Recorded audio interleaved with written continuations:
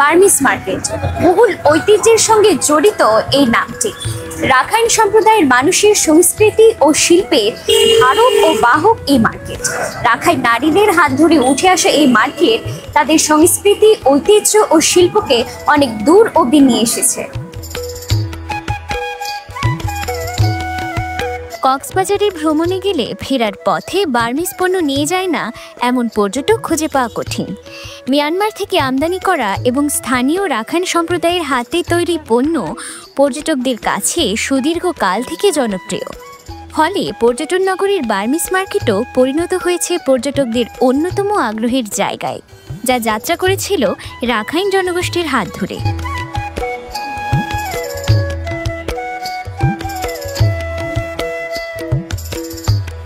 কক্সবাজারের ঐতিহ্যের এই মার্কেটের ইতিহাস সম্পর্কে জানি না প্রায় অনেকেই, কিন্তু মানুষের জানার ব্যাপক কৌতূহল রয়েছে।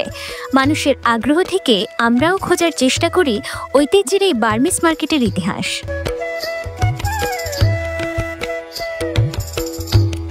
তথ্য বলছে রাখাইন জনগোষ্ঠীর নারীদের হাত ধরে সূচনা হয় বার্মিস মার্কেটের। একেবারে শুরুর দিকে সময়ের ছোট্ট পরিসরের এই মার্কেট ধীরে ধীরে জনপ্রিয়তা পায়, ফলে প্রসার ঘটে বার্মিস মার্কেটের।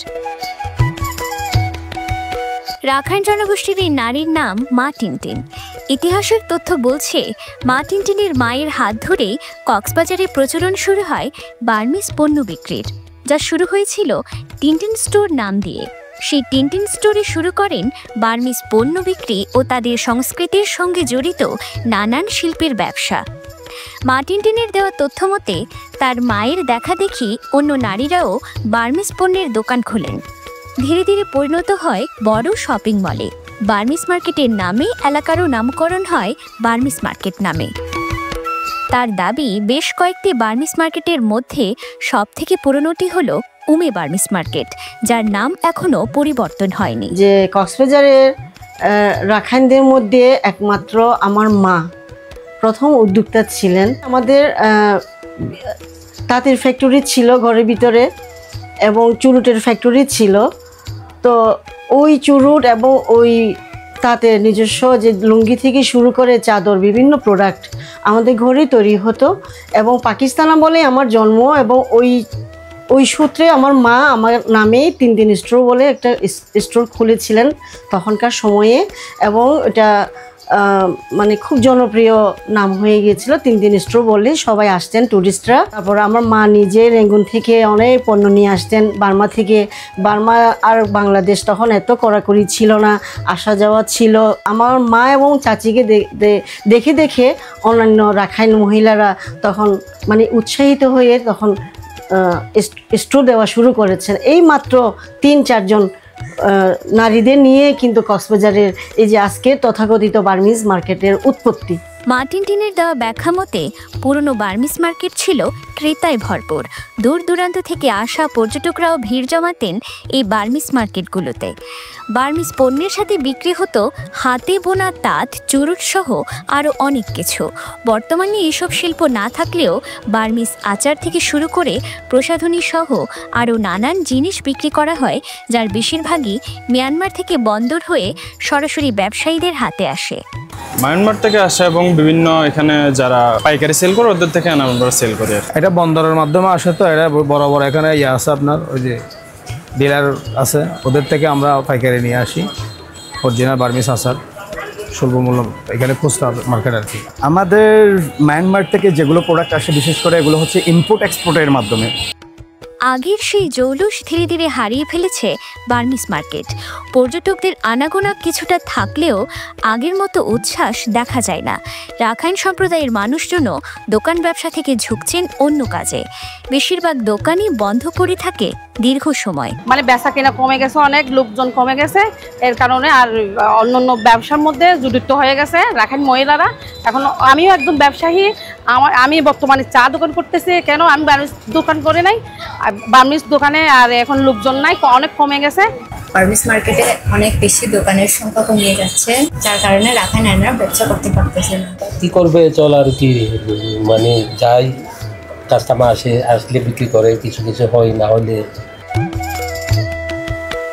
নাম বার্মিস মার্কেট হলেও শুটকির দোকানই বেশি দেখা যায়। শুকনো শুটকির ঘ্রাণই জানান দেয় দোকানের উপস্থিতি।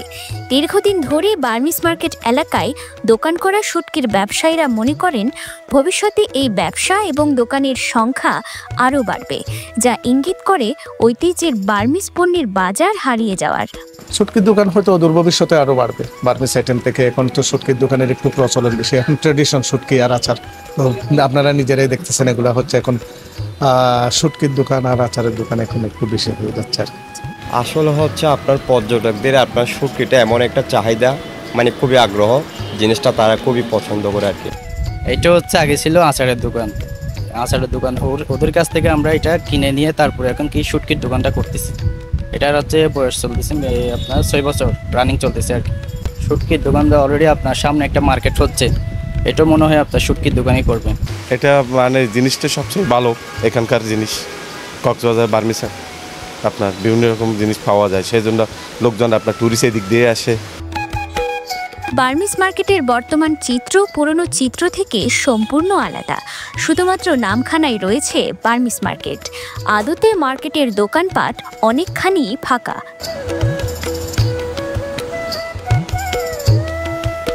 বার্মিস মার্কেটের পাশেই শুটকির মার্কেট হওয়াটা কতটুকু মানানসই সেই বিষয়ে কখনো প্রশ্ন ওঠেনি বলা চলে, এবং দিনের পর দিন তা বৃদ্ধি পাওয়াটাও কতটা যুক্তিযুক্ত তা নিয়ে ভাবছেন না কেউই। ধীরে ধীরে কোণঠাসা হয়ে যাচ্ছে বার্মিস পণ্যের দোকানগুলো, অথচ কক্সবাজারের পর্যটনের ইতিহাসের সাথে এই বার্মিস মার্কেট জড়িয়ে আছে আষ্টে পৃষ্ঠে। বার্মিস মার্কেটে শুটকির মহল থাকাটা কোনো অবস্থাতে যুক্তিযুক্ত না, যদিও এটা কিন্তু কেউ প্রতিবাদ করে নাই। মুক্তবাজার অর্থনীতিতে এগুলা ব্যবসা থাকবে, চলবে, ওই কারণে কেউ প্রতিবাদ করে নাই। কক্সবাজার ও রাখাইন জাতি নামক একটি বইয়ে 2013 সালের বার্মিস মার্কেটের দোকানগুলোর একটি জরিপ খুঁজে পাওয়া গেছে, যেখানে সর্বমোট 271টি দোকানের মাত্র 85টি হল রাখাইন মালিকানার এবং 176টি হল অরাখাইন মালিকানাধীন। বইটির লেখক মংবা অং পেনোয়াকে জানিয়েছেন, বার্মিস মার্কেটের শুরুর সময়কার দিক থেকে দোকানগুলোর রাখাইন মালিকানাধীন কমতে থাকায় ব্যাপক পরিবর্তন এসেছে এবং বর্তমানে এর ফলস্বরূপ বেড়ে গেছে শুটকির দোকান এবং কমে গেছে রাখাইন বিক্রয় কর্মীর সংখ্যা, হারিয়ে গেছে রাখাইন ঐতিহ্য বিজড়িত পণ্যগুলো। বার্মিস স্টোর থেকে কি হলো বার্মিস মার্কেট থেকে এখন কি মার্কেট হয়ে গেল কক্সবাজার বার্মিস মার্কেট। তার মানে এটা কিন্তু বার্মিস মার্কেট নাম থাকার কোনো যৌক্তিকতা নাই। 7% দোকানের মধ্যে 80% বাঙালি আর 20% রাখাইন। 20% রাখাইন থাকা অবস্থায় কোনো রাখাইন মেয়ে এই অরাখাইন দোকানে গিয়ে চাকরি করবে বাকরি করবে এরকম আশা করা যায় না। ওই সুদিন আর ফিরিয়ে আনা সম্ভব না। বরঞ্চ যারা বর্তমানে মালিকানা হিসেবে আছে রাখাইন মালিকানা, তারাই অরাখাইনদের নিকট বিক্রি করে দিতে বাধ্য হবে যে কোনো একটি। বর্তমানে নামমাত্র বার্মিস মার্কেট ছিল এক সময়কার ভরপুর বেচাকেনা ও নানান সংস্কৃতির মিলনস্থান, যা এখন বিলুপ্তপ্রায়। হারিয়ে যাওয়া শিল্পগুলো নিয়ে আফসোস রয়েছে রাখাইন সম্প্রদায়ের মানুষসহ সকলের। কক্সবাজারের আদি বাসিন্দা রাখাইনদের প্রধান পেশা ছিল তাঁত শিল্প, যা এখন প্রায় বিলুপ্তির পথে। সেই সঙ্গে প্রচলন ছিল চুরুট শিল্পের।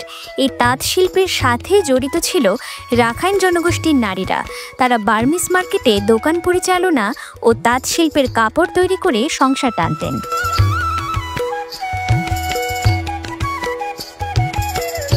রাখাইন সম্প্রদায়ের ব্যবসায়ীরা হাতে বোনা তাঁত, নানান প্রসাধনী এবং নিজেদের তৈরিকৃত চুরুট বিক্রি করতেন এই বার্মিস মার্কেটে।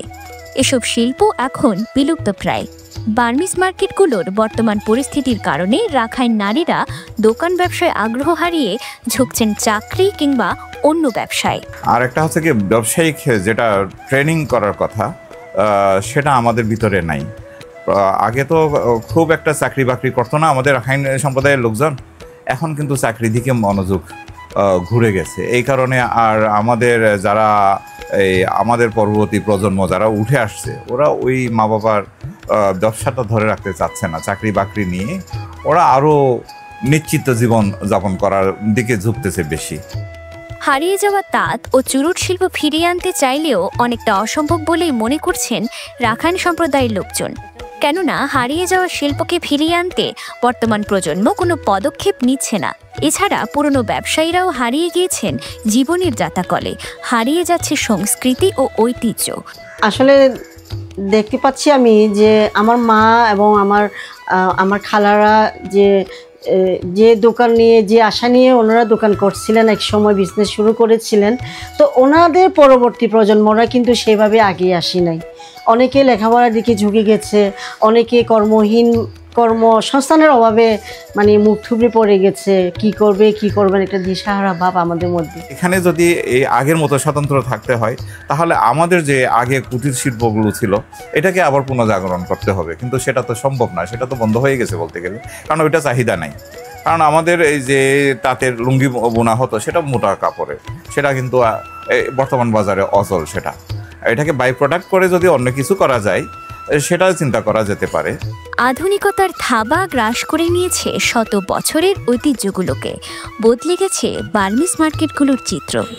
রাখাইন সম্প্রদায়ের শিল্প ও সংস্কৃতির সঙ্গে জড়িত বার্মিজ মার্কেটের পুরনো আবহ হারিয়ে গেছে তাঁত শিল্প, চুরুট শিল্প সহ নানান বার্মিজ ঐতিহ্য।